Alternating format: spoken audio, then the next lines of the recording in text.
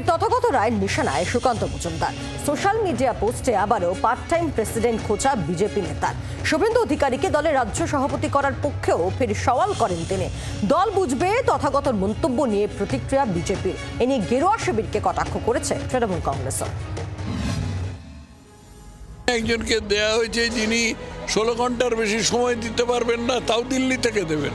তো কি করতে পারেন? পূর্ণ সময় সভাপতি নিয়োগ করা উচিত এবং আমার মতে সেই সভাপতি একমাত্র, আমার ব্যক্তিগত মতে, নেহাতি ব্যক্তিগত মতে, সেই সভাপতি হওয়ার একমাত্র যোগ্য শুভেন্দু অধিকারী। কিছু কিছু জায়গায় কিছু ভোটের জন্য লোকে ভেঙে যাবে, এটা একমাত্র কারণ এই এক আর দুজনের মধ্যে কি বলে দ্বন্দ্ব, গোষ্ঠীদ্বন্দ্ব।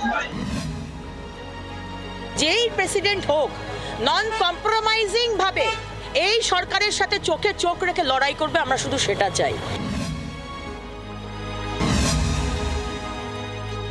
লোকসভা ভোটে মেদিনীপুর ছেড়ে বর্ধমান দুর্গাপুর কেন্দ্রে লড়াই করে পরাজিত হয়ে দল ও নেতৃত্বের বিরুদ্ধে প্রথম সরব হয়েছিলেন দিলীপ ঘোষ।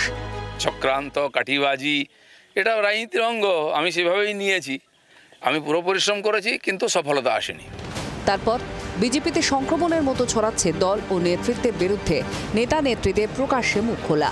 26শে বিধানসভা ভোটের আগে যখন শৃঙ্খলায় জোর দিতে ঘর গোছাতে ব্যস্ত রাজ্যের শাসক তৃণমূল, তখন অমিত শাহর বেঁধে দেওয়া সদস্য সংগ্রহ অভিযানের টার্গেট পূরণে ল্যাজে গোবরে অবস্থা প্রধান বিরোধী দল বিজেপির।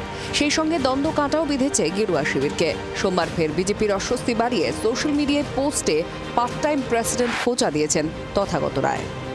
সুকান্ত মজুমদার ওদিকে রাষ্ট্রমন্ত্রীর পদ দিল্লিতে সামলাবেন আর কলকাতায় সামলাবেন, রাজ্য সভাপতির পদ সামলাবেন, এটা কি সম্ভব?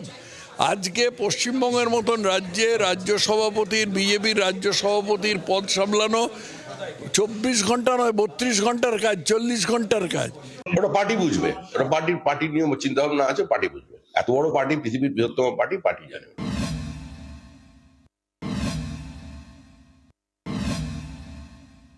বিজেপি বাংলা থেকে প্রত্যাখ্যাত, গোষ্ঠীদ্বন্দ্বে দীর্ণ, ওটা শীতকালে সার্কাস পার্টি চলছে ওখানে একটা। ওখানে ওর বিরুদ্ধে, ও তার বিরুদ্ধে, গোষ্ঠীবাজি, এরা বাংলার শত্রু।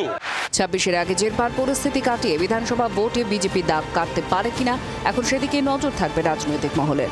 মৌমিতা চক্রবর্তী, নান্টু হাজরার রিপোর্ট, জি 24 ঘন্টা। বাংলার আওয়াজ, বাঙালির আবেগ, জি 24 ঘন্টা।